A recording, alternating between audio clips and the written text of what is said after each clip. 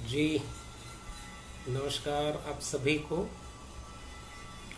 उम्मीद करता हूँ कि आप सभी बहुत कुशल पूर्वक होंगे। और आज आपसे जुड़ने का एक पर्पस था कि जो सामाजिक न्याय की पाठशाला है उसमें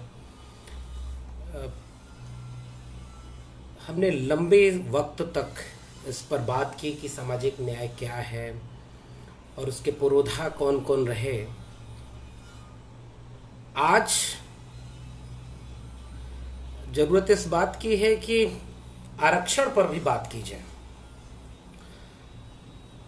तो आज जो लाइव मैं आपके बीच में आया हूं, इसकी मंशा ये है कि आपके पास आरक्षण को लेकर के जो भी सवाल हैं, टिप्पणियां हैं, आप उन्हें कमेंट कीजिए और हम बारी बारी उस पर बात करने की कोशिश करेंगे।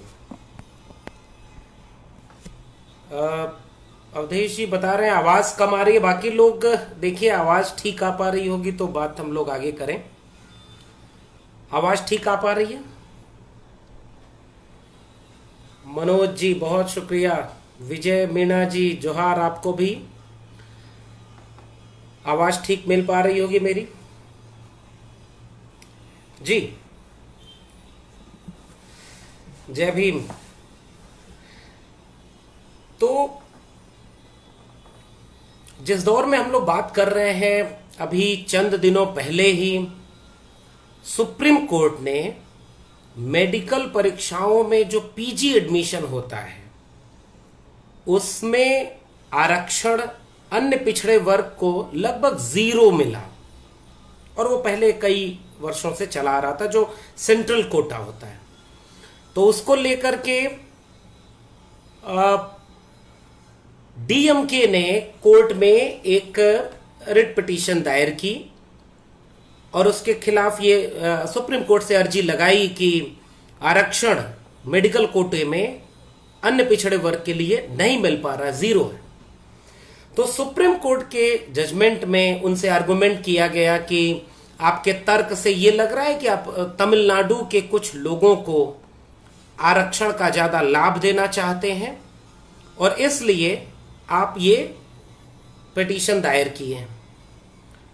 और इस पूरी बातचीत में सुप्रीम कोर्ट ने कहा कि आरक्षण नागरिकों का मौलिक अधिकार नहीं है।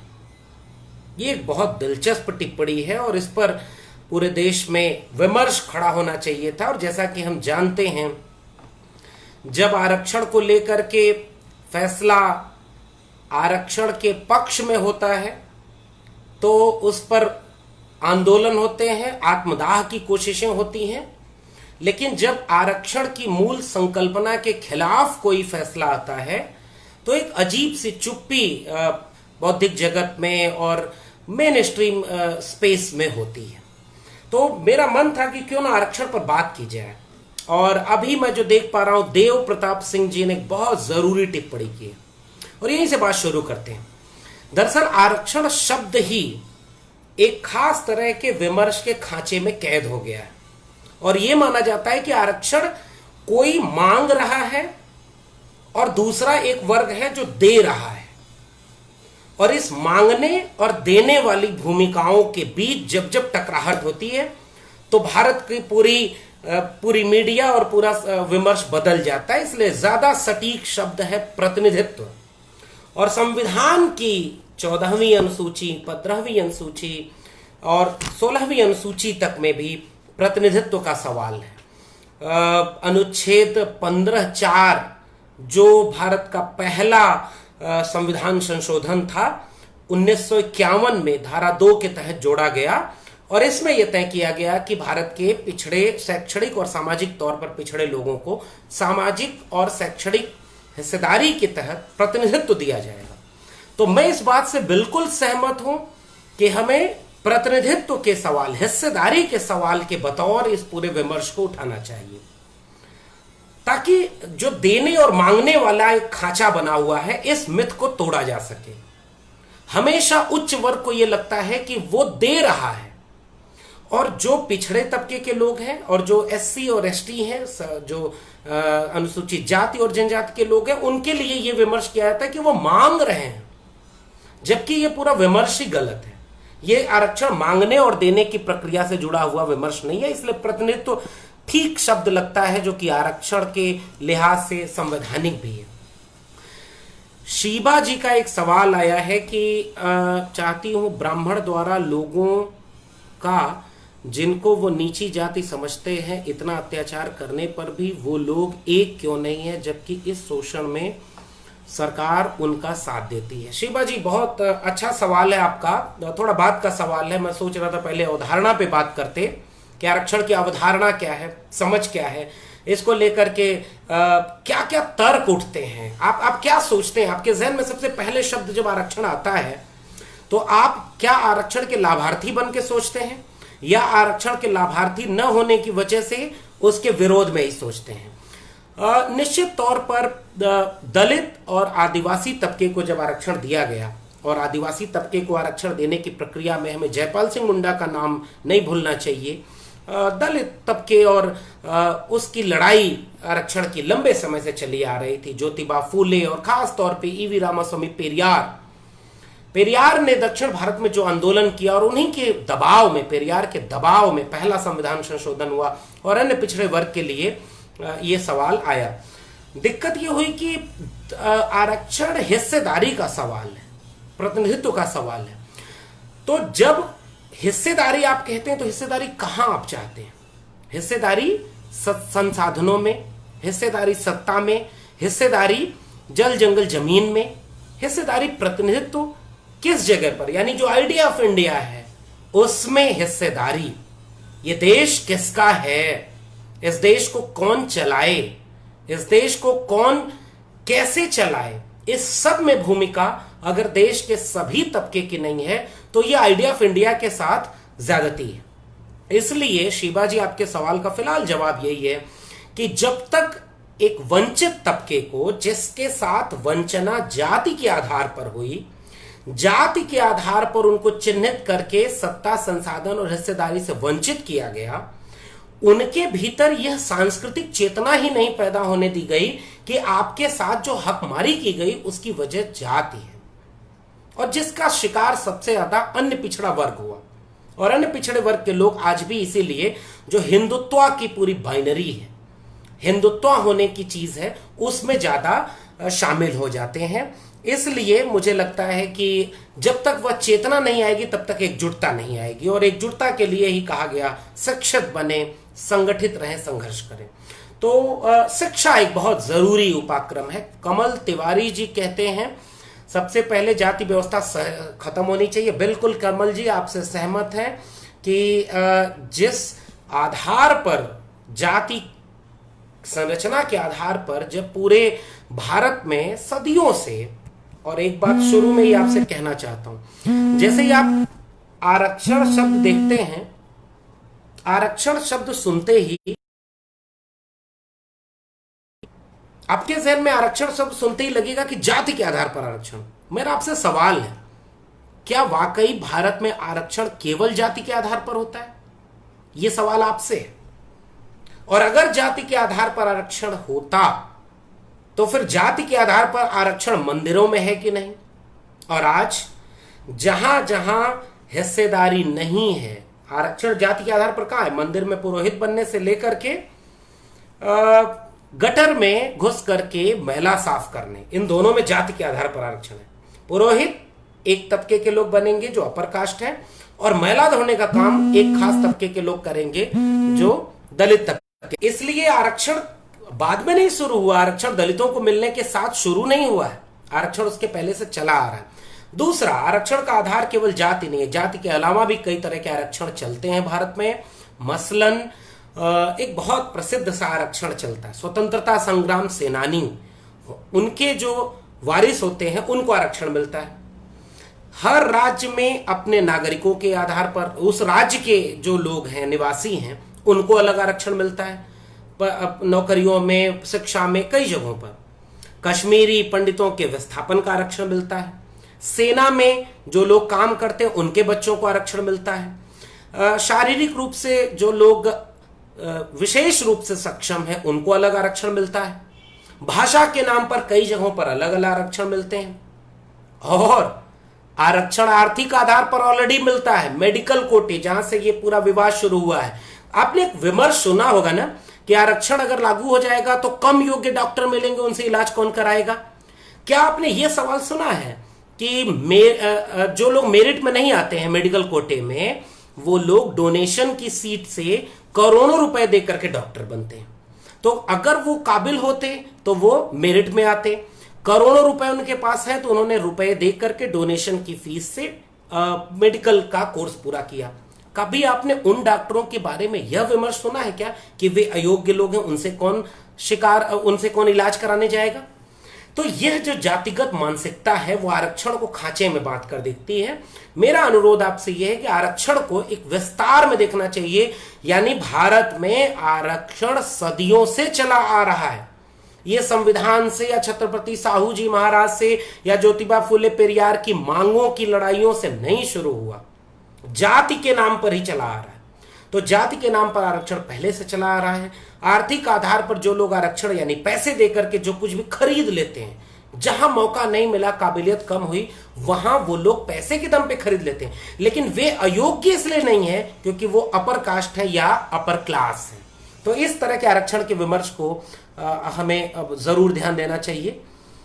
मनीष मौर्य जी कहते हैं, मुस्लिमों द्वारा कश्मीर सहित हर जगह पिछड़ों पर जुल्म का क्या उपाय है। मुझे नहीं लगता मनीष जी, बहुत दिक्कत है, इस विमर्श में दिक्कत है। मुझे नहीं लगता कि आरक्षण का विरोध मुसलमान कभी कर पाए होंगे या करते होंगे। क्यों करेगा आरक्षण का विरोध? आरक्षण का विरोध कभी मुसलमान ने नहीं किया। इवन पसमानदा मुसलमान एक ऐसा तबका है जो लंबे वक्त से, अब्दुल कयूम अंसारी का आपने नाम ही नहीं सुना होगा, असीम बिहारी का नाम नहीं सुना होगा, डॉक्टर एजाज अली का नाम नहीं सुना होगा, आपने मसावात की जंग नहीं पढ़ी, आपने सच्चर कमेटी और रंगनाथ मिश्रा कमेटी की रिपोर्ट नहीं पढ़ी जिसमें कहा गया कि मुसलमानों की हालत तो दलितों से बदतर है। और पसमानदा जाति के वे मुसलमान जो सांप्रदायिकता के सबसे ज्यादा शिकार होते हैं, मंडल कमीशन की रिपोर्ट लागू होने के साथ मुसलमानों, दलितों और इन लोगों को, ईसाइयों को, बौद्धों को तब आरक्षण मिला जब मंडल कमीशन की रिपोर्ट को बीपी सिंह ने लागू किया। तो पसमानदा विमर्श कहां है? पसमानदा के लोगों की हिस्सेदारी नहीं है। तो मुसलमान, ये गलत नरेशन है कि मुसलमान आपके खिलाफ खड़ा है। मुसलमान अपने हक हुकूक के लिए लड़ रहा है। मुसलमान अपने यहां सैयदवाद के खिलाफ उसी तरह बोल रहा है, बेशक उसकी आवाज कम सुनाई दे, लेकिन वहां सैयदवाद ब्राह्मणवाद का पर्याय है। और मैंने फिर से नाम लिया अब्दुल कयूम अंसारी, आसिम बिहारी, डॉक्टर एजाज अली और अली अनवर अंसारी ने बहुत खूबसूरत किताब लिखी है 2001 में, मसावात की जंग। और आप देखिए कि पसमानदा मुसलमान ये कहते हैं कि पसमानदा यानी जिसे हम हिंदी पट्टी के विमर्शों में या इधर बहुजन कहते हैं, दलित, पिछड़े, आदिवासी। तो मुसलमानों में 85% तबका दलित, पिछड़े, आदिवासी मुसलमानों का है जो अपने यहां के सैयदवाद का शिकार है। और जब इस सांप्रदायिकता की आग खड़ी की जाती है, उस आग में एक तरफ कट्टर हिंदुत्व खड़ा होता है तो दूसरी तरफ कट्टर मुस्लिमवाद यानी सैयदवाद खड़ा होता है। और इसलिए उनके हक हुकूक की बात नहीं की जा रही है और वो सवाल छिपा हुआ है। इस पर लेकर के मुझे लगता है एक विमर्श खड़ा होना चाहिए। भाजपा हिंदू बोलकर वोट लेती है, फिर सरकार बनने के बाद हिंदू बोलकर ही वोट अधिकार छीन ले जाते हैं। ये वैचारिक भटका और धोखा है। बिल्कुल ठीक बात है। मंडल कमीशन के लिए जब आंदोलन शुरू हुआ तो उस समय मंडल कमीशन बीपी सिंह ने 13 अगस्त 1990 को लागू किया। 15 अगस्त को उन्होंने भाषण दिया लाल किले की प्राचीर से और उन्होंने कहा कि देश के 90% तबके के पास एक गुस्सा उबल रहा है, वो कहीं नहीं है हिस्सेदारी में, इसलिए हमें उनको जगह देनी चाहिए। और उसके खिलाफ कमंडल का रथ शुरू हुआ जो सोमनाथ से चलकर अयोध्या में बाबरी मस्जिद पर हमला करने गया। तो पूरा हिंदुत्व का नरेशन ही दलित, पिछड़े, आदिवासियों के हक हुकूक, हिस्सेदारी की लड़ाई के खिलाफ खड़ा है। आज मुश्किल यह है कि पिछड़े, दलितों में भी एक तबका है जो हिंदुत्व का शिकार हो रहा है, लेकिन सबसे ज्यादा शिकार पिछड़े तबके के लोग हो रहे हैं।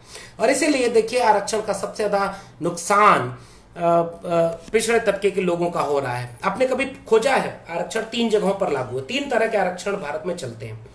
शिक्षा में आरक्षण यानी पब्लिक फंडेड एजुकेशन सिस्टम में रिजर्वेशन है। प्राइवेट सेक्टर में कोई रिजर्वेशन नहीं है, और प्राइवेट सेक्टर में आप चल के सोशल डेमोग्राफी देखिए, दलित, पिछड़े, आदिवासी तबके की नुमाइंदगी 0 है। ठीक इसी तरह से गवर्नमेंट जॉब यानी वे सरकारी नौकरियां जिसमें सरकारी पैसा लगता है, और निजी क्षेत्र में कोई आरक्षण नहीं है। और आप वहां जाकर देखेंगे कोई आरक्षण के न होने की वजह से दलित, पिछड़े, आदिवासियों का सोशल जो रिप्रेजेंटेशन है वो न्यूनतम है। इसलिए सोशल जस्टिस की लड़ाई को प्राइवेटाइजेशन के खिलाफ खड़ा होना लाजिम है। सोशल जस्टिस की लड़ाई, आरक्षण की लड़ाई अब बहुत संकुचित कर दी गई है, और इसलिए ये सारी दिक्कत सामने आ रही है। मनीष मौर्य जी ने फिर एक सवाल किया। मौर्य जी, आपके मन में अलीगढ़ मुस्लिम विश्वविद्यालय और जामिया मिलिया विश्वविद्यालय में पिछड़ों को आरक्षण की चिंता है। मनीष मौर्य जी, मैं आपसे एक विनम्र सवाल करता हूं। देश के 46 केंद्रीय विश्वविद्यालय हैं, और उन सभी केंद्रीय विश्वविद्यालयों में ओबीसी प्रोफेसर 0 हैं। आपके जहन में यह सवाल क्यों नहीं आया? बीएचयू में ओबीसी की सबसे ज्यादा हकमारी हो रही है। इलाहाबाद विश्वविद्यालय में देखिए रिजर्वेशन कितना है।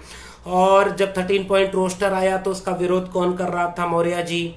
क्या मुसलमान उसका विरोध करने आए कि नहीं 200 पॉइंट रोस्टर नहीं होना चाहिए? 496 कुल कुलपति हैं देश में। 2018 का आंकड़ा बता रहा हूं मनीष मौर्य जी।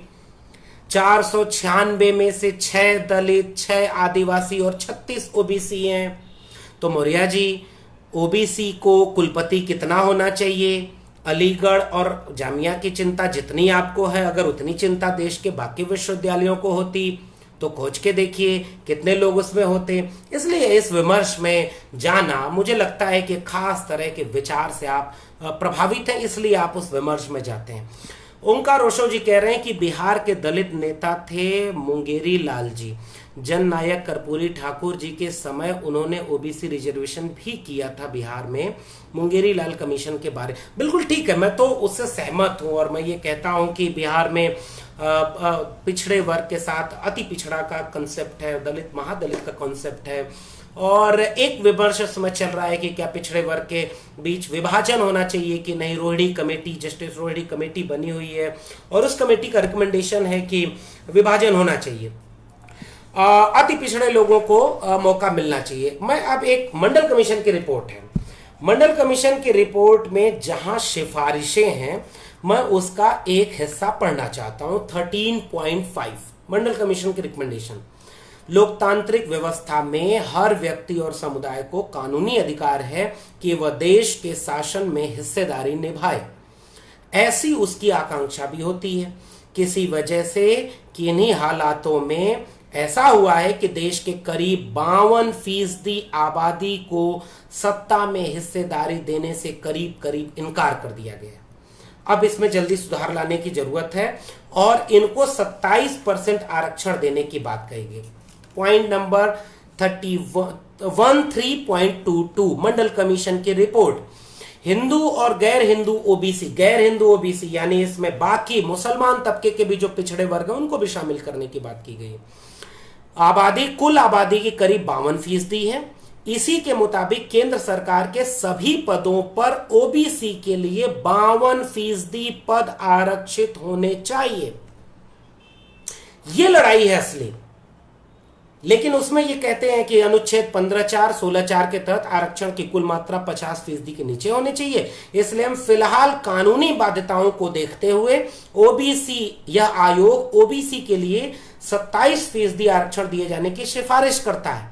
यद्यपि अन्य पिछड़े वर्ग की असल आबादी इस आंकड़े की करीब दोगुनी है। मंडल कमीशन की रिपोर्ट। अब सवाल मेरा, ईडब्ल्यूएस रिजर्वेशन लागू हुआ, जबकि संविधान की मूल भावना यह है कि आर्थिक आधार पर गैर बराबरी दूर करने के लिए आरक्षण कोई टूल नहीं है। आरक्षण की पूरी सैद्धांतिकी में कहीं भी आर्थिक भेदभाव नहीं है। सामाजिक और सांस्कृतिक भेदभाव है। पिछड़ापन सामाजिक और सांस्कृतिक रूप से दलित आदिवासियों को, सामाजिक और शैक्षणिक रूप से ओबीसी को। तो आरक्षण की मूल भावना पर करारा हमला करके ईडब्ल्यूएस आरक्षण लागू कर दिया गया और नहीं हो पाया, देश में लागू हो गया। अब आप सोच सकते हैं देश कौन चला रहा है। दूसरा सवाल मेरा, अगर ईडब्ल्यूएस लागू होने से 10% आरक्षण लागू होने से 50% की ओवर लिमिट क्रॉस हो गई है, तो मंडल कमीशन की रिपोर्ट के तहत ओबीसी को 52% आरक्षण मिलना चाहिए कि नहीं। और उसके साथ साथ मैं इस बात से पूरी तरह सहमत हूं कि ओबीसी में डिवीजन करने की बात से कोई दिक्कत नहीं है, लेकिन आंकड़े होने चाहिए। और मैं इस बात से सहमत हूं और यह तर्क चलता है कि यादव, कुर्मी, कोयरी ये सारे लोग ओवर रिप्रेजेंटेड है और छोटी जातियों के अन्य पिछड़े वर्ग के लोगों को आरक्षण नहीं मिल पाया। सबसे अच्छा तरीका यह है, जनगणना कर लीजिए।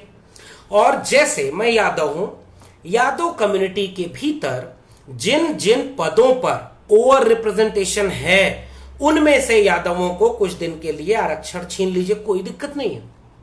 लेकिन अगर सिपाही में यादव ज्यादा हैं और आईपीएस बनने में आपने यादवों को रोक दिया तो यह अन्यायपूर्ण है, यह तार्किक नहीं है।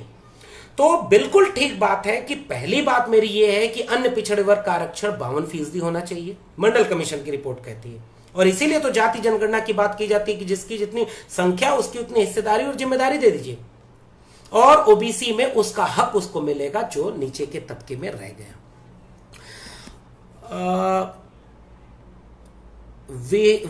वैभव मौर्य जी कह रहे हैं ओबीसी के लिए सबसे खतरनाक हिंदुत्व है। ठीक बात है। अविनाश कुंवर, कितना भी नंबर पाने पर आप अपनी कैटेगरी में ही रहोगे, बिल्कुल ठीक बात है। अविनाश कुमार, अविनाश जी आपने बिल्कुल ठीक कहा। उत्तर प्रदेश में इस समय यही हो रहा है। एक मैं उदाहरण देता हूं ये कैसे करते हैं। अगर मान लीजिए दिल्ली यूनिवर्सिटी में आपको हॉस्टल चाहिए और आप ओबीसी हैं या एससी हैं और आपका जनरल कैटेगरी में एडमिशन हुआ है, तो आपसे प्रोफेसर बोलेगा कि अगर आपको हॉस्टल चाहिए तो आप अपनी कैटेगरी में आ जाओ, तो आप टॉप पे रहोगे और आपको रिजर्वेशन में आपको हॉस्टल मिल जाएगा। ठीक इसी तरह से ब्यूरोक्रेसी यानी आईएएस में और तमाम क्षेत्रीय नौकरियों में जो रिजर्व कैटेगरी के लोग अनरिजर्व कैटेगरी में फाइट करते हैं, उनको वहां से बाहर करके वो ये कहते हैं कि आप ओबीसी में हैं ताकि आपको आपकी चॉइस का जिला मिलेगा, आपके चॉइस का कैडर मिलेगा, आपके चॉइस का रैंक मिलेगी। ये सब तर्क दे करके 50% आरक्षण सवर्णों के लिए रिजर्व कर दिया जाता है। इसलिए 50% आरक्षण में सबसे ज्यादा ओबीसी बोलबम, कांवड़ ढोना, हिंदुत्व को अपने कंधे पर लेकर के चलना, खुद को द्विज कहना, ये सारे जो ओबीसी लोग करते हैं ना, छत्री कहते हैं अपने को, उन लोगों से मेरा सवाल है। आपकी आबादी 27% रिजर्वेशन मिला है और ओबीसी मंडल कमीशन की रिपोर्ट जो 1931 की जनगणना के आधार पर थी, वो कहती है कि 1931 के हिसाब से जो आंकड़े बनाए गए 1980 के आसपास, वो कहते हैं 52% अन्य पिछड़े वर्ग के लोग हैं, आरक्षण मिला है 27%।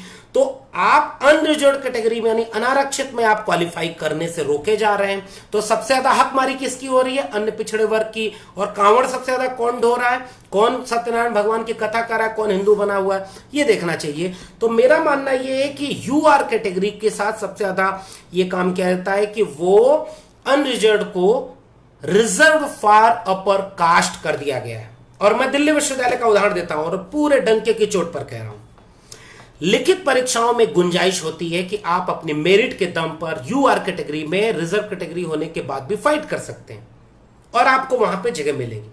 लेकिन जहां जहां इंटरव्यू है वहां वहां यूआर कैटेगरी पर किसी दलित, पिछड़े, आदिवासी का अपवाद ही देखेंगे कि नियुक्ति होती है। दिल्ली विश्वविद्यालय के प्रोफेसरों में देखिए कई बार ये किस्सा सुनने को मिला कि यूआर की पोस्ट पर अगर ओबीसी, एससी, एसटी चला गया तो उनसे कहा जाता है ये रिजर्व कैटेगरी सीट नहीं, आप यहां क्यों आए? तो 50% आरक्षण पहले ही दिया जा चुका है। इसलिए जाति जनगणना वाला सवाल सबसे महत्वपूर्ण है। अंगद आजाद, जिस समय संविधान का निर्माण हो रहा था उस समय जाति को समाप्त किया जा सकता था या नहीं? मतलब मुझे नहीं लगता कि जिस समय संविधान का निर्माण हो रहा था उस समय बाल गंगाधर तिलक क्या कर रहे थे? राजेंद्र प्रसाद ब्राह्मण राष्ट्रपति बनने के बाद बनारस में जाकर ब्राह्मणों का पैर धुलते हैं। हिंदू कोड बिल पर सबसे ज्यादा नेहरू सहमत थे, लेकिन हिंदू कोड बिल का सबसे ज्यादा विरोध किसने किया? कांग्रेस पार्टी के उस समय के ब्राह्मण नेतृत्व ने। गांधी शुरुआत में जाति के पूरे सवाल को उपेक्षित करते हैं और गांधी आखिरी में आकर कहते हैं कि अम्बेडकर ना होते तो मेरी जाति की समझ न बदलती। जिस समय अम्बेडकर लड़ रहे थे, जिस समय संविधान बन रहा था, उस समय देश चलाने वाले लोगों में प्रमुखता थी अपर कास्ट की। और भारत में उच्च वर्ण उच्च वर्ग यानी सवर्ण तबके का सबसे ज्यादा फायदा हुआ है आरक्षण और जाति व्यवस्था से। तो जाति व्यवस्था खत्म करने की जिम्मेदारी किसकी? जिसने सबसे ज्यादा लाभ लिया है, जो सबसे ज्यादा ताकत में है। लेकिन आप कभी भी नहीं देखेंगे कि सवर्ण एकजुटता के बीच से कोई आंदोलन खड़ा हुआ हो कि जाति उन्मूलन करना है, क्योंकि सवर्णों ने जाति के नाम पर सबसे ज्यादा भेदभाव किया है। ऐसा कोई आंदोलन आप नहीं देखेंगे। आप युवाल नोआ हरारी का एक किताब आपको पढ़नी चाहिए, और युवाल नोआ हरारी अपनी किताब में लिखते हैं कि जिस समय आधुनिकता के समय दुनिया विज्ञान और तकनीक के जरिए सीधे स्टेशन वाली भाप की इंजन वाली ट्रेन पकड़ रही थी, उस समय भारत दयानंद सरस्वती का वेदों की ओर लौटो वाला विज्ञान का उल्टी दिशा की ट्रेन पकड़ रहा है। युवाल नोआ हरारी होमो डेयस में लिखते हैं। यानी भारत में जाति उन्मूलन का सवाल हमेशा वंचित शोषित तबके के बीच से उठाया गया है।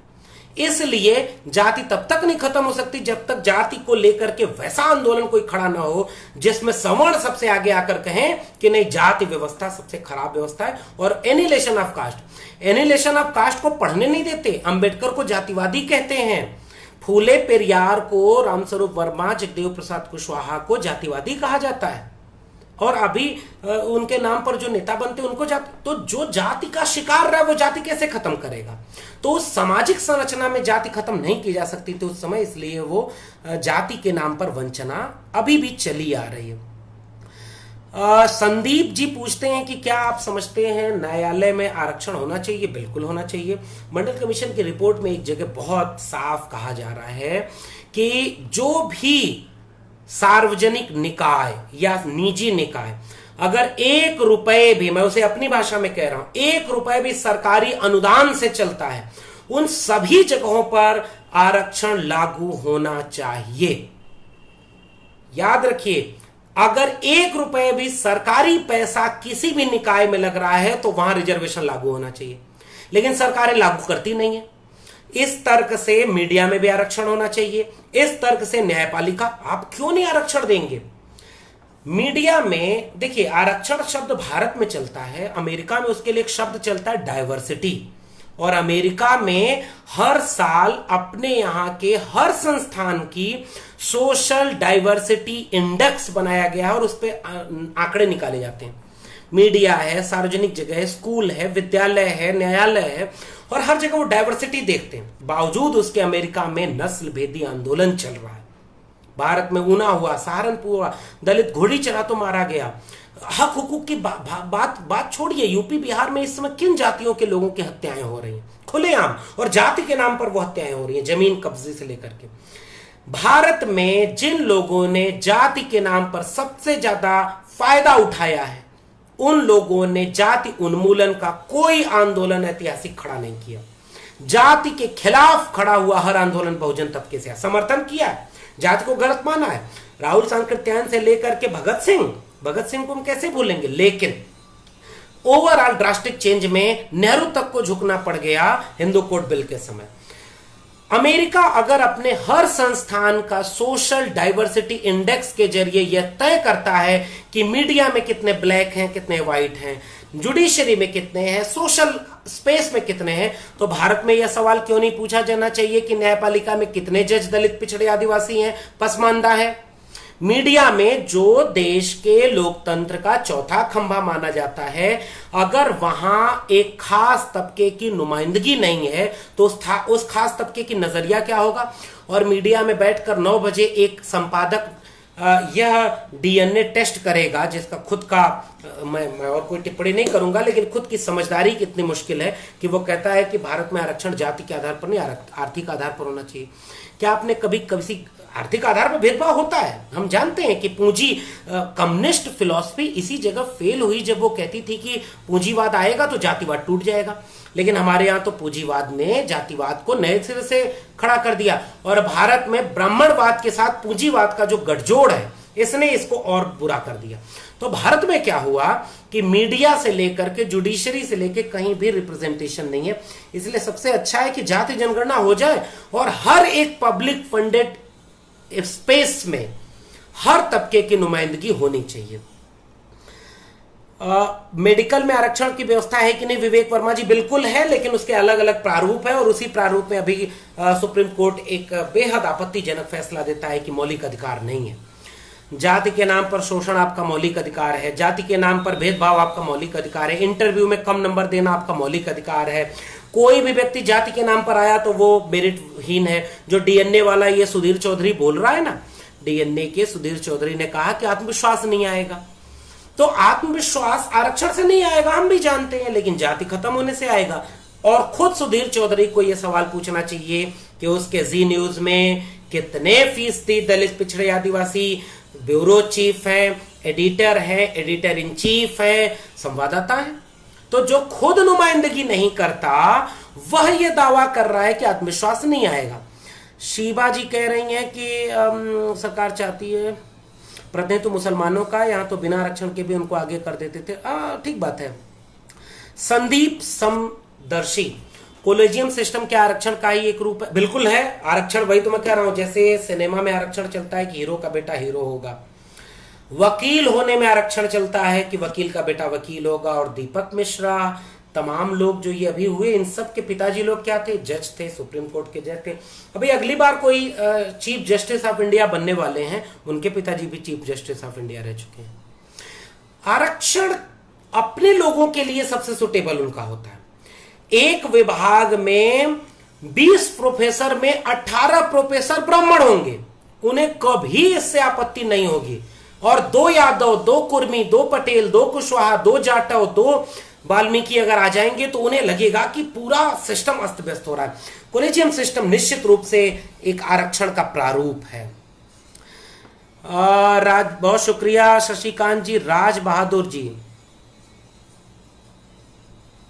हाँ ठीक है, एकजुट होने की बात आप भी कह रहे हैं, मैं भी कह रहा हूं। ओबीसी का राहुल वज्रधर, ओबीसी का प्रतिनिधित्व 27% काफी है या कम है तो ये मैंने अभी मंडल कमीशन की रिपोर्ट दे दी, आप इसे पढ़िए। जितना हिस्सा है उतना हिस्सा मिलना चाहिए। उसके बाद और कोई सवाल? धीरज सैनी जी, लक्ष्य भाई आज तो यह भी नहीं है कि सैयदवाद बहुत हिस्सा पा रहा है। आजादी के बाद पंत के कार्यकाल में ही बड़ी नौकरियां मुसलमानों के सफाई को सुनिश्चित की। धीरज जी बिल्कुल ठीक बात है। एक तर्क होता है ना, मतलब जिससे धीरज जी मैं एक तर्क से शायद मैं कुछ कह पाऊं।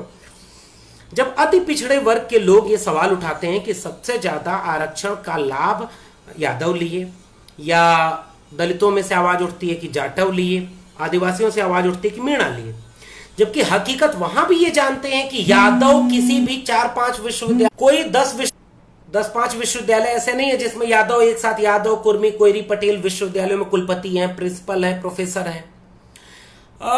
उसी तर्क से हम ये मान सकते हैं, और मैं तो ये भी कहता हूं कि मुसलमान होने के नाते किन जगहों पर आपको नौकरी मिलती है, यहां तो जीना दुहाल है। जान पर ही बनाई हो तो निश्चित रूप से मुसलमान पहचान हावी है।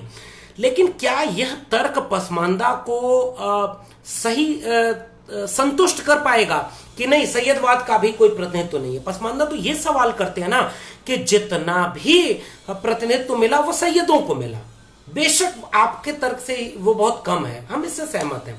लेकिन जब उनका सवाल ये आता है कि मुस्लिम, जैसे हमारे एक मित्र हैं खालिद अनीस अंसारी ने कहा कि लिंचिंग के सबसे ज्यादा शिकार पसमानदा है। 300 लोगों की सूची बनाई और उन्होंने कहा लिंचिंग के शिकार सबसे ज्यादा पसमानदा है। तो सांप्रदायिकता हिंदू कट्टरवाद और मुस्लिम कट्टरवाद दोनों से चलती है, और इसमें जो नीची जातियों के लोग हैं, एक तरफ वो सैयदवाद का शिकार हो रहे हैं, दूसरी तरफ वो ब्राह्मणवाद का शिकार हो रहे हैं। तो वो ये कहते हैं कि जितनी भी जगह मिली उनमें सैयदों को ज्यादा मिले। अब जब हम उसे लार्जर नरेशन में देखते हैं तब हम ये बेशक मानते हैं कि नहीं, मुसलमानों को ओवरऑल पूरे देश में प्रतिनिधित्व नहीं मिला, ये बिल्कुल ठीक बात है। लेकिन जितना मिला है उसमें भी पसमानदा 0 है लगभग। इस तर्क से देखा जाए तो मुझे लगता है कि जितने अन्य पिछड़े वर्ग और दलित, आदिवासी हैं, उन सबको, चाहे वो मुसलमान हो चाहे जिनको, उनको उस तबके में शामिल करके और ओबीसी का रिप्रेजेंटेशन बढ़ा करके, यानी 52%, 54%, 60% अगर उनकी आबादी तो 60% ओबीसी को आरक्षण दीजिए, और उस ओबीसी में हिंदू ओबीसी भी रहेगा और मुस्लिम ओबीसी भी रहेगा। ये ज्यादा व्यवहारिक पक्ष लगता है। प्रमोद सोनकर, आरक्षण को जब समाप्त किया जाता है तो ओबीसी विरोध क्यों नहीं करता है? क्या बताएं, अब ओबीसी अभी हिंदू बना हुआ है, हिंदू धर्म खतरे में है तो ओबीसी हिंदू को बचा रहा है। सोनकर जी, अब यही कहा जा सकता है। सोनकर जी, एक और जवाब मैं कहता हूं कि अंबेडकर कहते थे ना, पे बैक टू सोसाइटी। हमने ओबीसी के लोगों ने अपने समाज के भीतर सांस्कृतिक चेतना पैदा नहीं की, और आज इस देश में सबसे ज्यादा अगर वंचना किसी की है तो ओबीसी तबके की है, और वही ओबीसी तबका सबसे ज्यादा हिंदूवादी मिथकों और हिंदूवादी माइथोलॉजी में शिकार है। ये इसकी मुश्किल है। Dinesh Chand Bharti, reservation is divided into some category like railway compartment, general category. हाँ बिल्कुल ठीक, आपने बहुत अच्छा समझाया है। OBC category, SC category, based on total population on caste and category, बिल्कुल ठीक बात है। कुछ लोगों ने सारे दलित, पिछड़े, आदिवासी, पसमानदा को जनरल बोगी में ठूंस दिया है, एक के ऊपर एक सफर कर रहे हैं, और उन लोगों ने AC bogie, 3rd tier, 3 tier, 2 tier, 1 tier की बोगी को अपने कब्जा किया। थोड़ा बदलना होगा ना, अब उसकी लड़ाई चल रही है, देखते हैं। सुप्रीम कोर्ट में आरक्षण ना होने के कारण उसने 6 सदस्य कमेटी होती है जिसमें सवर्ण ही सुप्रीम कोर्ट के न्यायाधीश का। ठीक बात है, मैं सहमत हूं, और मैं तो कह रहा हूं कि मंडल कमीशन की रिपोर्ट के अनुसार 1 रुपए भी कोई अगर अनुदान सरकारी लेता है तो वहां आरक्षण लागू करना अवश्यंभावी है। देवेंद्र यादव कह रहे हैं, देवेंद्र यादव जी, की क्या ओबीसी आरक्षण में क्रीमी लेयर जैसे मापदंड जायज है? क्रीमी लेयर को एक तबका बहुत गलत मानता है, और वो ये कहता है कि क्रीमी लेयर एक तबका तो ये कहता है कि ब्राह्मणों में भी क्रीमी लेयर होना चाहिए। जिन जिन जगहों पर, जैसे मैं उदाहरण देता हूं, मैं विश्वविद्यालय में पढ़ाता हूं, विश्वविद्यालय में सबसे ज्यादा ब्राह्मण भर गए, तो जिन जिन जातियों के ब्राह्मण भर गए हैं अब उनको वहां आने पर रोक लगा देनी चाहिए। यह है क्रीमी लेयर, कि आप इसमें नहीं आएंगे, आप ओवर रिप्रेजेंटेटिव हो गए, आप ब्राह्मण 4% हैं पूरे देश में, और विश्वविद्यालयों में 94% पदों पर ब्राह्मण कब्जा किए हुए हैं। तो ब्राह्मण कुछ दिन के लिए ये नौकरी छोड़े, चले चपरासी बने, चले कर्मचारी बने, क्लर्क बने, तमाम चीजों में, और जो बाकी सवर्ण है उनको मेरिट से आने दें। ओबीसी, एससी, एसटी तबका, ये क्रीमी लेयर इसलिए लाया गया क्योंकि क्रीमी लेयर भी एक बहुत बड़ी बाधा थी। क्रीमी लेयर का नुकसान यह हुआ कि जैसे ही आप कहते हैं क्रीम, तो जो क्रीम है वो अपने तबके से बाहर हो जा रही है, और वह क्रीम हमेशा हिंदुत्व के पक्ष में चली जा रही है, ये सांस्कृतिक चेतना के न होने की वजह से। इसलिए क्रीमी लेयर के प्रावधान को बहुत संदेह की दृष्टि से देखा जाता है। विकास यादव जी का बहुत महत्वपूर्ण सवाल है ओवरलैपिंग का। ओवरलैपिंग को मैंने अभी दूसरे भाषा में समझाया, अभी फिर से बताता हूं। मान लीजिए एक वैकेंसी निकली जिसमें 100 पद हैं। 100 पद में आरक्षण के लिहाज से आपके हिसाब से कितने पद हो गए? 49.5 वैकेंसीज रिजर्व कैटेगरी हो गई, 27% ओबीसी, 15% एससी और 7.5% एसटी। अलग अलग राज्यों में अलग अलग है। अब आपने 100 नंबर के प्रश्न, 100 वैकेंसी के लिए 100 नंबर का प्रश्न पत्र बनाया। 100 नंबर के प्रश्न पत्र पर आपने मेरिट बनाई कि 50 नंबर के ऊपर, देखिए रिजर्वेशन कैसे चलता है, मैं उसकी तैयारी करके आपको थोड़ा सा उसका आंकड़ा बताऊंगा। कि मान लीजिए आपने ये कट ऑफ बनाया, और इस कट ऑफ में आप ऊपर से कट ऑफ ले आते हैं। अगर आपको 50 वैकेंसी लेनी है तो ओवरऑल जो मेरिट है उस मेरिट के हिसाब से ऊपर से आप 50 लोगों को चुनते हैं, और उन 50 लोगों को यहां आके कट ऑफ रोक देते हैं कि यह यूआर कैटेगरी में सेलेक्ट हुए। अब उनमें जो एससी, एसटी, ओबीसी हैं, अगर उनके नंबर इस 57 है, 60 है, 75 है, 80 है, तो वे सारे लोग यूआर कैटेगरी में सेलेक्ट हो जाएंगे। यानी वे भले ही परीक्षा फॉर्म में ओबीसी, एससी, एसटी भरे हों, लेकिन वो लोग इस पूरी कैटेगरी में यूआर पे सेलेक्ट होंगे।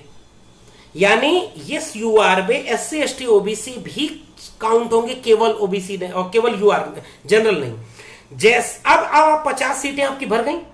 अब आप ओबीसी की कैटेगरी बनाएंगे जब, तो उतना नीचे ले आएंगे कि 27 लोग आ जाएं। ध्यान से समझिएगा, 100 में 27 ओबीसी को आरक्षण देना है, तो यूआर की मेरिट के नीचे, यूआर की मेरिट के नीचे से ओबीसी की मेरिट की काउंटिंग शुरू होगी, क्योंकि यूआर की मेरिट के ऊपर जितने ओबीसी हैं वो यूआर में ऑलरेडी सिलेक्ट हो चुके हैं। तो यूआर की कैटेगरी के मेरिट के नीचे से जब ओबीसी शुरू होगा और जिस नंबर पर आकर 27 लोग ओबीसी के पूरे हो जाएंगे, वहां ओबीसी के कट ऑफ डिक्लेयर कर जाएगी। ठीक इसी तरह से यूआर की मेरिट के नीचे से एससी की कैलकुलेशन शुरू होगा और जैसे ही 15 लोग एससी के आ जाएंगे वो एससी के कट ऑफ होगा। यूआर के मेरिट के नीचे से एसटी का कैलकुलेशन शुरू होगा और जैसे ही 7.5% लोग एसटी के आएंगे वो कट ऑफ एसटी का होगा। ये कहते हैं ओवरलैपिंग। अगर के कोई व्यक्ति ओबीसी एससी एसटी का होने के बावजूद यूआर की कट ऑफ के भीतर आता है तो वो यूआर में सेलेक्ट होगा, ना कि चूंकि उसने फॉर्म भर दिया है ओबीसी का तो आप उसे ओबीसी मानेंगे। इसी वजह से कई परीक्षाओं में आप देखते होंगे कि इस कैलकुलेशन में अगर 100 नंबर में 50 नंबर यूआर की कट ऑफ जा रही है तो 55 नंबर ओबीसी की कट ऑफ चली गई, 60 नंबर ओबीसी की कट ऑफ चली गई, 65 नंबर एससी की कट ऑफ चली गई। पता है ये क्यों होता है? क्योंकि ये ऊपर 100 से ओबीसी जोड़ते हैं और जहां 27 ओबीसी आ गए वहां ओबीसी को रोक दिया। यानी जो ओबीसी यूआर में आते थे उन्हें ओबीसी में रख करके उन्होंने यूआर की कट ऑफ 65 कर दी।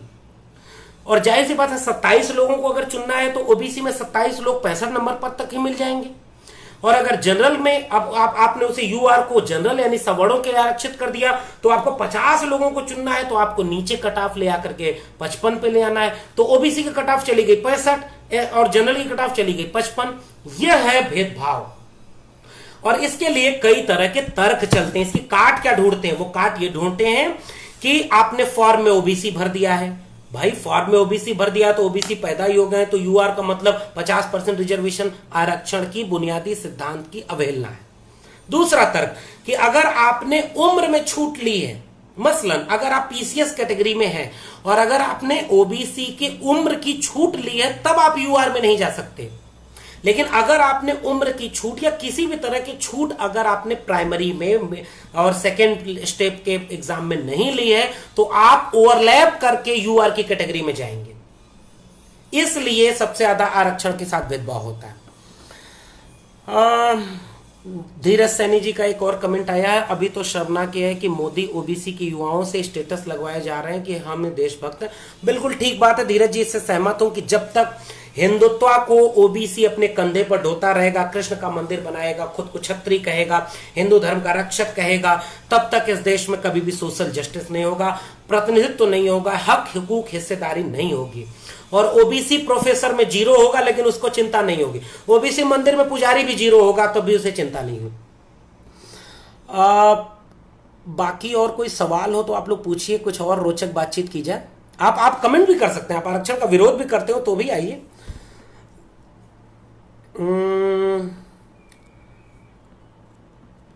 जब भी जातिवादी भेदभाव गहराता है जा रहा है, सैकड़ों जगह की खबरें तो हम तक पहुंच नहीं पाती हैं।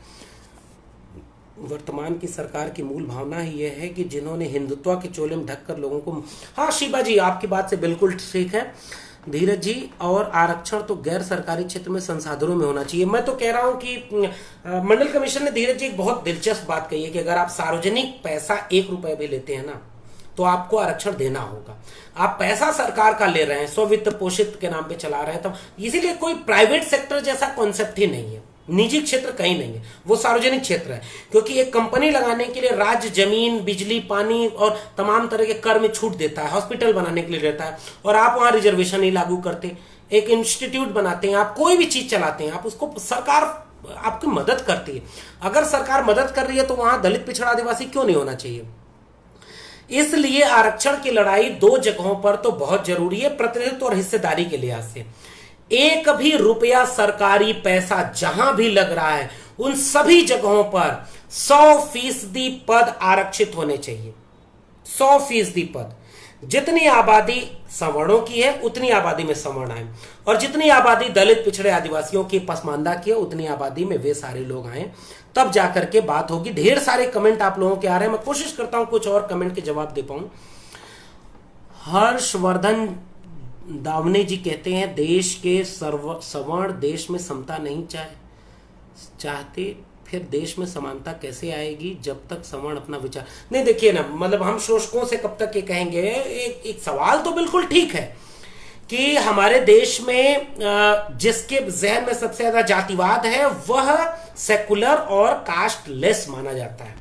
कभी आपने किसी सवर्ण को अपने अंडर रिसर्च कराने वाला हर व्यक्ति सवर्ण है, उसके सारे मित्र सवर्ण है, उसकी मित्रता सूची सवर्णों की है, सब कुछ सवर्ण है, लेकिन उसे कभी जातिवादी नहीं कहा जाएगा।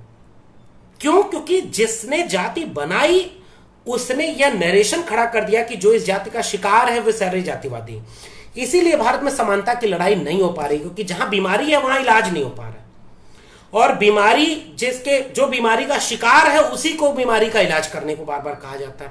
इसलिए समानता की बात बहुत मुश्किल है। एक बहुत दिलचस्प कमेंट है नरेंद्र गोस्वामी जी का। आपकी पहली बात से मैं सहमत हूं, आरक्षण शब्द की बजाय हमें प्रतिनिधित्व शब्द पर जोर देना चाहिए, हिस्सेदारी शब्द पर जोर देना चाहिए, जो कि संवैधानिक है। ब्राह्मण सवर्ण का वर्चस्व ओबीसी के हिंदूवाद से, बिल्कुल ठीक बात है। प्रमोशन में रिजर्वेशन, बिल्कुल सही जवाब है। आज अभी 2 बजे की बात है, गोरखपुर में दलित को ठाकुरों ने पुलिस के सामने गोली मार दी। यूपी में तो भाई दिन दहाड़े हो रहा है। यूपी में मुख्यमंत्री जब ये दागी हैं तो क्या कहा जाए, दलितों को, ओबीसी को, जबकि ओबीसी तबके से एक उप मुख्यमंत्री हैं यूपी में, पता नहीं बोल नहीं पाते लोग। वैचारिक खोखलापन है ये। देवी देवताओं पर विश्वास रखना चाहिए एससी एसटी ओबीसी के लोगों को। मैं तो कह रहा हूं कि पहली बात तो ये कि बड़ा डिप्लोमेटिक सा जवाब इसका ये है कि धर्म निजी मामला है, तो मैं भी डिप्लोमेटिक जवाब दे दूं कि धर्म आपका निजी मामला है। लेकिन जब मैं पूरे वैचारिकी को देखता हूं तो मैं ये समझता हूं कि धर्म निजी मामला नहीं है। धर्म एक कल्चरल हेजेमनी है जो आपको मानसिक तौर पर गुलाम बनाए रखती है। इसलिए मेरा व्यक्तिगत मानना यह है कि धर्म की बजाय आपको लौकिक धर्म की तरफ लौटना चाहिए। कहां गए आप खोज करके बताइए कि पिछड़े आदिवासी कभी हिंदू धर्म के गिरफ्त में नहीं थे। आज वनवासी के जरिए आदिवासियों को हिंदू बनाया जा रहा। दलितों के पास मंदिरों में घुसने की जगह नहीं थी तो वो हिंदू कैसे हुए? दलितों को अछूत बना दिया। हिंदू देवी देवता उनके नहीं थे, उनको अपने लोकल देवी देवता थे, तो दलित हिंदू नहीं था। ओबीसी जातियों के पास कृषक जातियों के बीच से लौकिक धर्म के लोग थे। कहीं डी बाबा हैं, कहीं सकाले बाबा हैं, कहीं फला माई हैं, कहीं ढका माई हैं, कहीं दरगाहें हैं जिसमें हिंदू मुसलमान सब जाते थे। और 1990 के पहले तक ओबीसी, दलित, आदिवासी जगहों पर हिंदू देवी देवताओं के मंदिरों का प्रचलन इतना नहीं था। यह कमंडल आंदोलन के बाद हिंदू देवी देवता घर घर पहुंचाए गए, टीवी के जरिए रामायण पहुंचाया गया, रामलीलाओं की फंडिंग के जरिए घर घर आपको यह धर्म पहुंचाया गया। तो यह धर्म का पूरा खेल पिछले 30-40 साल में जितना बड़ा है इतना पहले नहीं था। तो धर्म एक बहुत बड़ी बाधा है सांस्कृतिक तौर पर। आकिब खान जी कह रहे हैं आरक्षण को लेकर लेफ्ट कभी मुखर तौर पर नहीं बोलता, क्या उससे आरक्षण विरोधी लोगों का ही बोलबाला है? लेफ्ट को लेकर के मैं एक बात कहूंगा कि लेफ्ट में कई डिवीजन है। लेफ्ट के भीतर अगर हम देखें तो सीपीआई सीपीएम का एक धड़ा है जिसको लेकर के आरक्षण का एक ट्रेडिशनल उनकी समझ रही है, और वो लगातार ये दिक्कत करते रहे हैं कि आरक्षण को साफ तौर पे न किया जाए, और ये सवाल चलता रहा, नो मंडल नो कमंडल, इस तरह की चीजें भी चलती रही। लेकिन लेफ्ट का एक तीसरा धड़ा है सीपीआई एमएल, और एमएल लगातार इस बात को उठाता रहा है कि आरक्षण के हक हुकूक और हिस्सेदारी, और एमएल ने अपने टिकट बंटवारे से लेकर अपने संगठन में हर तरह के लोगों को जगह दी है। एक बात से मैं सहमत हो सकता हूं कि जिस बीमारी का शिकार कांग्रेस बीजेपी रही उसी का शिकार लेफ्ट की तमाम पार्टियां रही हैं, क्योंकि उन पे टॉप लीडरशिप हमेशा अपर कास्ट की रही है। इस लिहाज से कह सकते हैं। पसमानदा मुसलमानों का क्या, मैंने बता दिया पसमानदा के बारे में। सिकंदर अली, सवर्ण लोग हमेशा ये फैलाते हैं कि आरक्षण वाले पढ़ाई नहीं करते, ऐसे टीचर प्रोफेसर बन जाते हैं। क्या सिलेक्शन के अलावा कोई छूट मिलती है आरक्षण लाभार्थियों को? कोई छूट नहीं मिलती।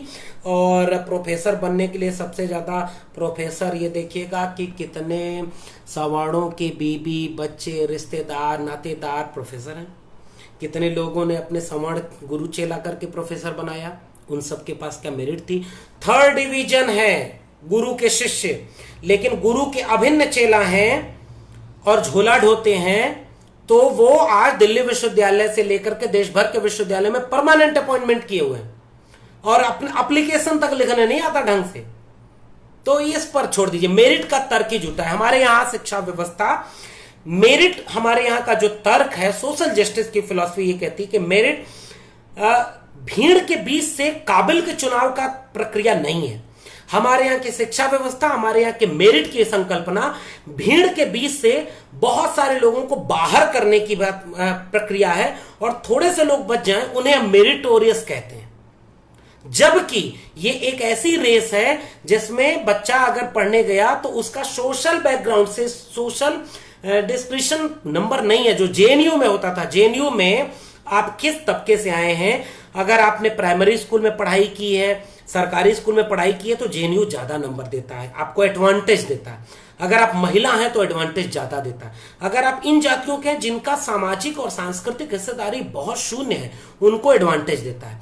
तो आप कल्पना करिए कि एक मजदूर दलित का बेटा अगर 12वीं में 60% नंबर ले आए और एक सवर्ण का बेटा जो कॉन्वेंट स्कूल में पढ़ करके 70 नंबर ले आए, तो 60 और 70 को एक जगह रख करके अगर आप कोई एडमिशन दिलाएंगे तो ये जस्टिफाइड नहीं है और ये मेरिट का विरोध है।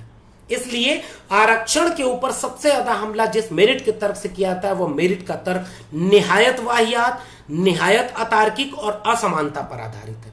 इसलिए मेरिट वाली पूरी डिबेट को हमें चैलेंज करना चाहिए। उन केंद्रीय विश्वविद्यालय में ओबीसी वर्ग से नहीं है। हाँ देखिए, ये 49% केंद्रीय विश्वविद्यालयों में नहीं भाई, पूरे भारत के विश्वविद्यालयों में ओबीसी प्रोफेसर नहीं है, क्योंकि ओबीसी को वहां पर रिजर्वेशन नहीं मिलता। और कोई सवाल दिलचस्प? ओबीसी समाज क्यों नहीं जाग पा रहा है जो आरक्षण का विरोध करता है? ये तो दो तरह की चीजें हैं। ओबीसी समाज के भीतर जो इंटेलेक्चुअल वर्ग आया है वह सांस्कृतिक रूप से और बौद्धिक रूप से अपनी भूमिका निभाने में फेल रहा है। वह अगर फूले पेरियार मंडल कमीशन की रिपोर्ट को, राम मनोहर लोहिया, राम स्वरूप वर्मा, जगदेव कुशवाहा, चौधरी छोटू राम और तमाम लोगों के टेक्स्ट को अगर अपने तबके तक ले जाता और एजुकेशन देता, ओबीसी तबके में तब कोई बदलाव आएगा जब एजुकेशन होगा। तो बौद्धिक तबका यहां फेल हुआ है, राजनेता यहां फेल हुए कि वो कुर्सी के वोट बैंक तक सीमित हो गए, इसलिए राजनेताओं ने भी बड़े जोखिम उठाने बंद कर दिए। आरक्षण बचाने का ठेका यादवों ने लिया है और जाति क्यों नहीं बोलती? ऐसा कोई ठेका नहीं लिया है। मैं तो दूसरी बात कहूंगा मनमोहन सिंह जी, आरक्षण के नाम पर अगर जैसे सबसे ज्यादा जनसंख्या आपकी है, सबसे ज्यादा आपकी जगह अगर है, मैं अभी डाटा नहीं है मेरे पास, मैं तो कह रहा हूं जाति जनगणना करके दिखाया जाए कि सबसे ज्यादा किसने लिया है, लेकिन अगर आप हैं ज्यादा संख्या में, तो आप ये जिम्मेदारी क्यों नहीं निभाना चाहते कि आप सारी जातियों के हकूक के लिए लड़ें? क्या यादव जी लोग केवल यादवों के लिए लड़ेंगे? फिर कौन सा सोशल जस्टिस है? क्या आरक्षण को खत्म करने के लिए निजीकरण? बिल्कुल ठीक बात है, निजीकरण को, आरक्षण को इररिलेवेंट करने का। और बीजेपी के उस सांसद के बात याद करिए जो कहता था हम आरक्षण को खत्म नहीं करेंगे, हम उसको इररिलेवेंट कर देंगे। ईडब्ल्यूएस रिजर्वेशन के लिए सिर्फ इकोनॉमिक पैरामीटर कहां तक उचित है? बिल्कुल गलत है रविंदर सिंह जी। ईडब्ल्यूएस पूरा रिजर्वेशन संघ और बीजेपी के मैनिफेस्टो को लागू करना हुआ है। यह संविधान के वैचारिकी और सैद्धांतिकी का हत्या करना है, इसलिए पूरा पैरामीटर ही गलत है। आरक्षण का विरोध हिंदू ही हिंदू का क्यों करते हैं? एक तो सुदामा जी, हिंदू क्या होता है, मुझे जरा इसको परिभाषा बताइए। आरक्षण विरोधी ने मुझसे पूछा, बहुत लंबा कमेंट है, मैं नहीं पढ़ पाऊंगा, छोटे छोटे सवाल पूछिए। आरक्षण 60% हो गया है। हाँ, मतलब ईडब्ल्यूएस आरक्षण 10% लागू कर दिया गया है। रणविजय जी, राम आश्रय जी, रणविजय सिंह, यूपीएचईएससी में ऐसा नहीं किया है, उसने सभी ओबीसी को 27% में ही रोक दिया। बिल्कुल ठीक है, ओबीसी के ओवरलैपिंग यूपी में नहीं और देश के कई इंस्टीट्यूशन में नहीं हो रही। अनुराग सचान जी, निजीकरण का जवाब हमने दे दिया। जब प्राइवेटाइजेशन बहुत बहुत कठिन टूल है। और कोई सवाल, ढेर सारे कमेंट आप लोगों के आए, मैं कोशिश करता हूं कि कोई सवाल अगर दिलचस्प हो तो मैं उसे, आज के नए बच्चे आरक्षण को ढंग से समझ ही नहीं पा रहे, फिर लड़ाई कैसे करेंगे। ये सवाल आपका अच्छा है अनिल जी। मैंने अपनी पाठशाला चलाई है, मैं अपने YouTube चैनल को शेयर कर रहा हूँ, और मुझे लगता है कि बौद्धिक तबका जो ओबीसी SC ST के बीच से बाहर निकल आए हैं उनको ये जिम्मेदारी निभानी होगी, और पॉलिटिशियन को जिम्मेदारी निभानी होगी, क्योंकि राजनेता अगर वोट बैंक के और सत्ता के दबाव में आएंगे तो सांस्कृतिक परिवर्तन नहीं होगा। अजय मोर्नू जी, ये बड़ा अच्छा सवाल पूछा इन्होंने कि क्या आरक्षण सिर्फ 10 वर्ष के लिए था। बिल्कुल गलत है। राजनीति में जो आरक्षण था, मैंने बताया ना 3 तरह के आरक्षण थे, शिक्षा में आरक्षण, नौकरी में आरक्षण और राजनीतिक पदों पर आरक्षण। यानी जो 15% पद SC के और 7.5% पद ST के जो आरक्षित है ना, वो जो पॉलिटिकल रिजर्वेशन था उसके लिए कहा गया था कि हर 10 साल बाद रिन्यू होगा। और दिलचस्प यह है कि पॉलिटिकल रिजर्वेशन के लिए रिन्यू करने की कोई मांग नहीं उठती, वो हर साल बिना मांग कर रहे हर 10 साल बाद बढ़ जाता है। ओबीसी तबका, SC ST तबका, हर जगह प्राइवेट सेक्टर में रिजर्वेशन, प्रमोशन में रिजर्वेशन, जिसकी जितनी जनसंख्या है उतना रिजर्वेशन मांग रहा है, कोई रिजर्वेशन नहीं मिल रहा। दीप शिखा जी, क्या आप इस बात से सहमत हैं कि A और B ग्रेड की नौकरियों में ओबीसी SC ST के लिए विशेष आरक्षण की व्यवस्था होनी चाहिए, क्योंकि मुझे लगता है ग्रेड C और नौकरियों तक सीमित रखना चाहते हैं। नहीं, आरक्षण अगर ढंग से लागू हो जाए दीपशिका जी, तो हर जगह जितना उनका नियम है उतना लागू करना पड़ेगा, और आरक्षण को उस कानून के तहत लाना होगा कि अगर आप आरक्षण को तोड़ते हैं तो आपको सजा मिले। ये नहीं है, इसलिए वो लोग ऊपर नहीं है, और ऊपर कब्जा जाता है, और हेजेमनी जिसकी है वो नहीं चाहता कि जहां क्रीम है, जहां से पूरा देश चलता है, वहां अगर इस तबके के लोग आ जाएंगे तो समीकरण बदल जाएगा, संतुलन बिगड़ जाएगा। शशिकांत जी, 2006 से 8 के बीच में ओबीसी आरक्षण लागू करने की बात आई तो जेएनयू में कम्युनिस्ट छात्र और सवर्ण मुस्लिम छात्र ओबीसी आरक्षण का, जेएनयू वाले ज्यादा सही बता पाएंगे। हाँ, एक नारा तब खूब अच्छा चला था कि नो मंडल नो कमंडल, लेकिन जेएनयू में कम्युनिस्ट छात्रों ने, ऐसा ने लंबी लड़ाई भी लड़ी है ओबीसी को लागू कराने के लिए, इसका भी दस्तावेज है। सत्वजी, जातियों को कैसे समाप्त करें। जाति खत्म करने का तरीका ये है, डॉक्टर अम्बेडकर ने बताया है, रोटी बेटी का संबंध, जातियों को मजबूत करके हर जाति को जितना उसका सत्ता, संसाधन और हिस्सेदारी, यानी economic justice, gender justice, social justice, तीनों में जातियों को मजबूत करके आप हिस्सेदारी सुनिश्चित करिए, जातियां अपने आप खत्म हो जाएंगी। जाति के नाम पर किसी को वंचित किया जाएगा और किसी को जाति के नाम पर ही लाभ मिल जाएगा तो जातियां कभी नहीं खत्म होंगी, और हर तबका अपने नीचे की जाति के शोषण से खुश होगा और अपने ऊपर की जाति के शोषण को देख करके उसमें शामिल होना चाहेगा। इसलिए जाति के नाम पर खत्म करने के लिए जातियों को मजबूत करके जिसके जितनी संख्या भारी उसकी उतनी हिस्सेदारी और उसकी जिम्मेदारी की बात कही जाए। बहुत सारे कमेंट आपके आए हैं, आपका जवाब मुंगेरी लाल कमीशन पर नहीं आया। मैं मुंगेरी लाल कमीशन पर मैंने जवाब दे दिया है, और मैं तो अब कह रहा हूं कि मंडल कमीशन उस मुंगेरी लाल कमीशन से आगे की चीज है, मतलब उसको और व्यवस्थित करता है। ओमकार ओशो जी, अगर आप समझने के इच्छुक है तो, अगर आप नहीं समझना चाहते तो बात दूसरी है। मंडल कमीशन में आप इसके चैप्टर 13 के 40 रिकमेंडेशन पढ़िए। मंडल कमीशन 52% रिजर्वेशन की बात करता है कि जितने ओबीसी हैं सबको पूरी हिस्सेदारी मिले। मंडल कमीशन प्रमोशन में रिजर्वेशन की बात करता है। मंडल कमीशन प्राइवेट सेक्टर में रिजर्वेशन की बात करता है। मंडल कमीशन जमीन के वितरण की बात करता है। तो सारा कमीशन जो आप मुंगेरी लाल कमीशन पे अटके हुए हैं, मैं तो कह रहा हूं कि मंडल कमीशन एक मुकम्मल दस्तावेज है पूरे ओबीसी समाज के लिए। अगर मंडल कमीशन के 40 रिकमेंडेशन लागू हो जाए तो पूरा देश बदल जाएगा। ये आपका जवाब है। बाकी आप हंसते रहें, खूब हंसें, स्वस्थ रहें। दिनेश कुमार जी, नंबर तो मेरे फेसबुक वॉल पर पड़ा हुआ है। सवर्णों के खिलाफ नफरत फैलाकर हम सामाजिक न्याय नहीं कर सकते। जय हिंद जी, बिल्कुल ठीक बात। जय हिंद जी, मैं आपसे एक सवाल करता हूं।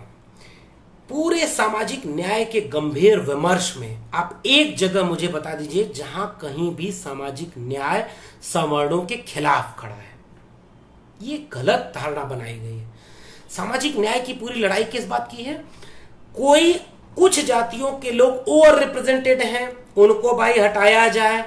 जिन जातियों की सत्ता, संसाधन और हिस्सेदारी में नहीं जगह है उनको जगह दी जाए। ये हमारी लड़ाई है। अन्यथा डॉक्टर अंबेडकर को जब मौका मिला संविधान बनाने का तो एक क्लॉज ये भी लिखते कि जिस प्रकार से दलितों को अछूत बनाए रखा गया उसी प्रकार से आजाद भारत के 10 साल तक सवर्णों को अछूत बनाया जाएगा। नहीं, किसी भी सवर्ण के हक, हुकूक, हिस्सेदारी और नफरत की बात सामाजिक न्याय की वैचारिकी में नहीं है। सामाजिक न्याय की वैचारिकी समानता की वैचारिकी है, न्याय की वैचारिकी है। जिसका जो हक हुकूक है उसको उतना मिले, जेंडर के नाम पर उसके साथ भेदभाव ना हो, रिलीजन के साथ भेदभाव ना हो, कास्ट को लेकर भेदभाव ना हो, इकोनॉमिक बेस पर भेदभाव ना हो। यह है सोशल जस्टिस। ये गलत है कि कोई नफरत करता है सवर्णों से। क्यों नफरत करेगा भाई? नफरत तो इस पूरी जाति व्यवस्था को, सामाजिक संरचना को जिसने बनाई उसके मन में है। और कोई बहुत महत्वपूर्ण सवाल हो तो बात की जाए, काफी वक्त हो गया है। समानता और समरसता में क्या अंतर होता है? कमलेश जी, बहुत महत्वपूर्ण बात है, एक लाइन में समझाता हूं। आरएसएस संघ परिवार समरसता की बात करता है, यानी सबकी अपनी अपनी जाति बनी रहे। एक थाली में एक तरफ पंडित जी, बाबू साहब, देखिए क्या जाति क्या बनाई गई। कभी आपने चमार जी सुना है? कभी आपने जाटो जी, कभी आपने कुशवाहा साहब सुना है? नहीं।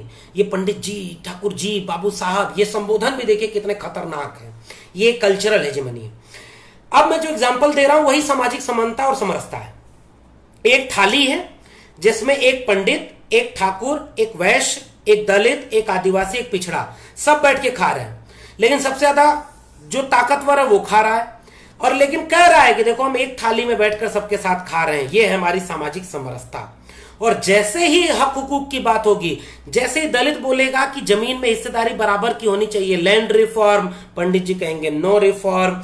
जैसे ही दलित बोलेगा, ओबीसी बोलेगा कि 52% रिजर्वेशन लागू करिए, मंडल कमीशन की रिपोर्ट लागू करिए, पंडित जी कहेंगे नो रिफॉर्म। जैसे ही दलित, पिछड़े, आदिवासी कहेंगे जातियों को तोड़िए या जातियों के नाम पर जितना हमारा हक है उतना दीजिए, तो समरसता वाले लोग कहेंगे नहीं। सामाजिक समरसता का सामान्य अर्थ यह है सारी जातियां बनी रहें, बस आपस में मिलते जुलते रहें। सामाजिक न्याय का अर्थ है, समानता अर्थ है जातियों के नाम पर किसी के साथ भेदभाव ना हो, लिंग के नाम पर किसी के साथ भेदभाव ना हो, आर्थिक आधार पर किसी के साथ भेदभाव ना हो। तो सामाजिक, आर्थिक और लैंगिक न्याय यानी बराबरी, समानता का विषय है सामाजिक न्याय। समरसता बेहद खतरनाक और आपत्तिजनक बात है। बहुत सारे कमेंट आप लोगों के आ रहे हैं, मेरे लिए अब संभव नहीं हो पा रहा है कि मैं सारे कमेंट का जवाब दूं। कोई बहुत महत्वपूर्ण बात, सबसे ज्यादा मुसलमानों के साथ, दलितों के साथ अत्याचार होता है छुआछूत और बीमारी को लेकर के। यूसुफ मंसूरी जी, मैं बिल्कुल सहमत हूं, और इसलिए एक बड़ी एका बनानी होगी, वंचितों शोषितों की एका। एक क्या मजबूत जातियों को आरक्षण से निकाल दिया जाना न्याय, कितना न्यायप्रिय है, जैसे ओबीसी में यादवों को निकाल।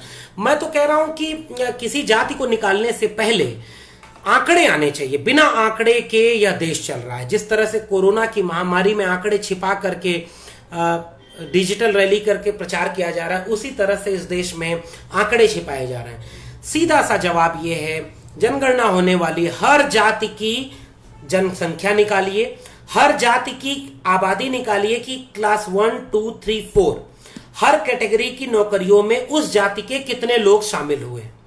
अगर वो अपनी जनसंख्या की आबादी से ज्यादा है तो उन्हें वहां रोकिए कुछ देर के लिए, बाकी लोगों को मौका दीजिए।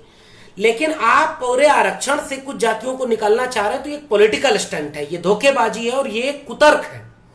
बिना आंकड़ों के कोई दिक्कत, कोई चीज नहीं हो सकती। इस तर्क से मैं बिल्कुल सहमत हूं कि अन्य पिछड़ी जातियों में तमाम जातियां ऐसी हैं जिनकी संख्या कम होने के नाते, संसाधन कम होने के नाते उनको अवसर नहीं मिले। इसलिए जाति जनगणना सबसे मूल सवाल है। मुझे लगता है कि 1 घंटे से काफी ज्यादा हो गया है। बहुत बहुत शुक्रिया, आप सभी लोगों ने इस लाइव को सुना। करीब 300-400 लोग इसे सुन रहे थे और मैं कोशिश किया मैंने कि अपने कुछ जवाब आपके दे सकूं। ओबीसी तबके के लिए मैं फिर से कहूंगा, मंडल कमीशन की रिपोर्ट आपके आरक्षण की समझ को बनाएगी। आरक्षण दर्द निवारक है, बीमारी का इलाज नहीं है। आरक्षण सामाजिक न्याय नहीं है। सामाजिक न्याय का अर्थ होता है land reform, economic reform, gender equality, social equality, economical equality. इस पूरे डाइवर्सिटी का नाम है सोशल जस्टिस।